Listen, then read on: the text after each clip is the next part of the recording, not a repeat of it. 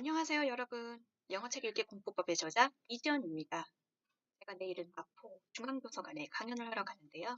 그 전에 여러분들하고 영어 독서에서 가장 중요하게 다뤘으면 하는 부분을 짚고 강연하러 가는 그런 시간을 마련하도록 하겠습니다. 대한민국에서 두 아이를 키우는 엄마로서 영어 도서관에서 아이들을 만나는 선생님으로서 가지는 고민이 있습니다. 그것은 영어로 신속한 결과를 보여주는 영어를 가르칠 것인가, 아니면 영어 DNA를 바꾸는, 즉 소통 능력의 날개를 달게 되는 그들의 지식이 지혜가 되는 그런 소통 능력으로 될 것인가라는 고민이 생깁니다. 하지만 제가 아이를 낳고 나서 달라진 것이 있는데요.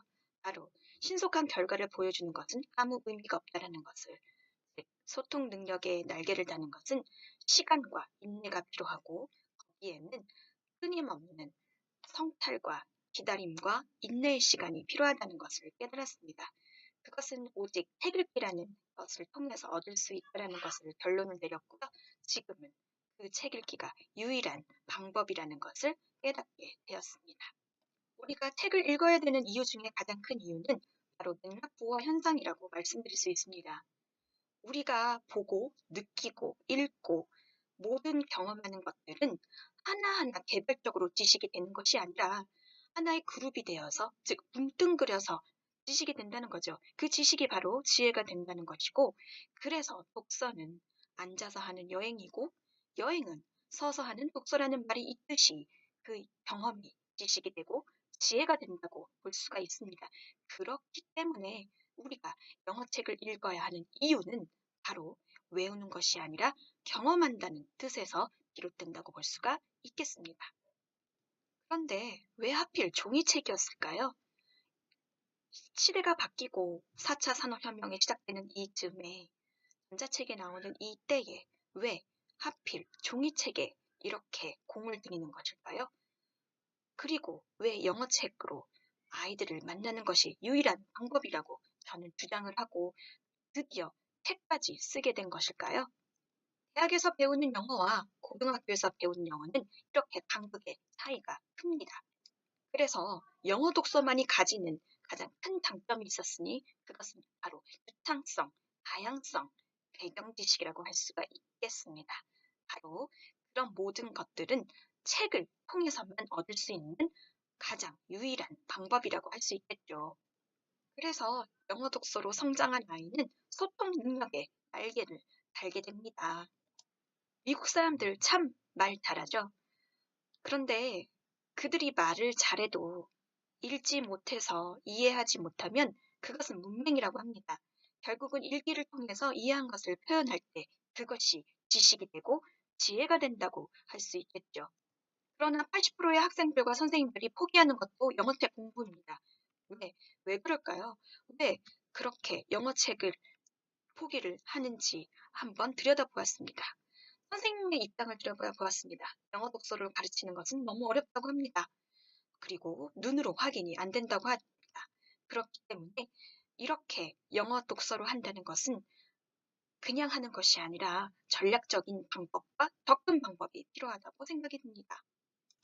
제가 영어책 독서를 할 때 가장 중요시하는 부분이 있는데요. 그것은 바로 리콜, 바로 회상하기입니다. 이 회상하기가 되지 않으면 독서는 그냥 흘러버리는, 머릿속에 남지 않는, 그냥 흘러버리는, 어, 아무 쓸모없는 지식이 될 수 있는데, 회상학이라는 것을 통해서 전두엽을 자극시키고 그것은 바로 우리가 경험에서 우러나오는 하나의 또 하나의 지식이 된다는 것이죠. 그렇기 때문에 우리가 영어 독서로 할 수 있는 회상하기는 참 많습니다. 그 회상하기 중에서 오늘은 가장 쉽게 할 수 있는 방법을 알려드릴 텐데요.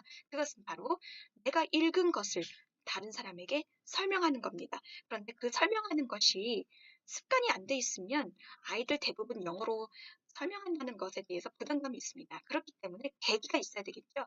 그 계기를 만들어주는 것이 바로 스토리맵이라고 할 수 있겠습니다. 한번 보시겠습니다.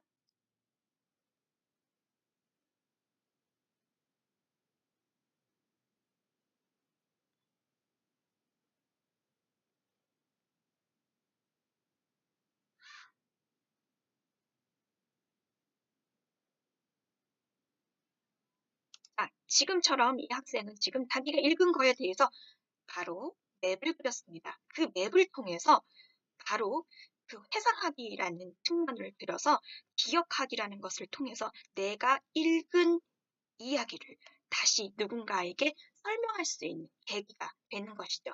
바로 회상하기 측면에서 중요한 대목이라고 할 수가 있겠습니다. 자, 그렇다면 이제 다른 회상하기를 한번 보겠습니다. 이 친구는요, 자기가 읽은 책의 장면을 자기 나름대로의 해석을 가지고 자기가 스스로 이야기를 만들어 보았습니다. 그렇다면 어떤 이야기가 나왔는지 한번 들어보겠습니다.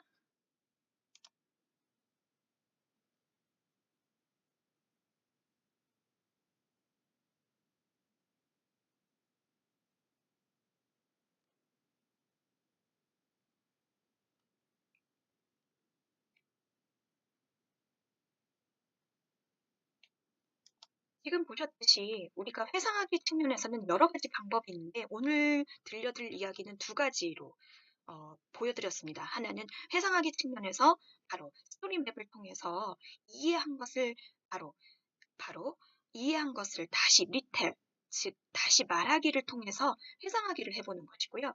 두 번째는 내가 지금 보고 있는 그림의 형태를 가지고 리콜, 즉 다시 이야기를 재창조하는 것입니다. 이처럼 회상하기는 다른 지식의 확장을 통해서 내 것을 다시 확장한다는 측면에서 가장 중요하다고 볼 수 있습니다.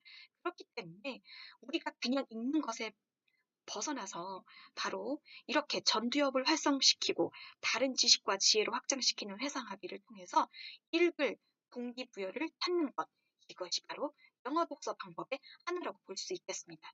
오늘은 영어 독서 방법 중에서 회상하기를 한번 말씀을 드렸는데요. 다음 시간에는 더 다른 방법을 가지고 여러분들을 찾아보도록 뵙도록 하겠습니다. 지금까지 영어책 읽기 공부법의 저자 이지연이었습니다. 감사합니다.